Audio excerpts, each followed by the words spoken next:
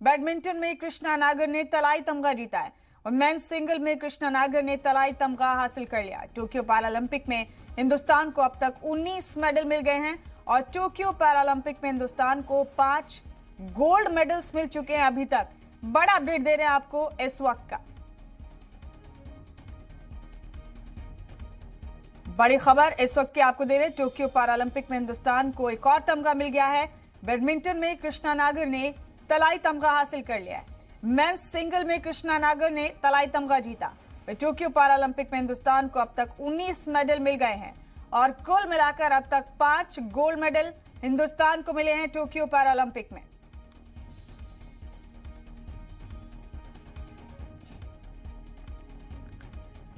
बड़ी खबर दे रहे हैं आपको इस वक्त की टोक्यो पैरालंपिक से। एक और मेडल हासिल कर लिया है भारतीय खिलाड़ी ने और इसी के साथ कुल मिलाकर 19 मेडल्स हासिल कर लिए टोक्यो पैरालंपिक में हिंदुस्तान ने।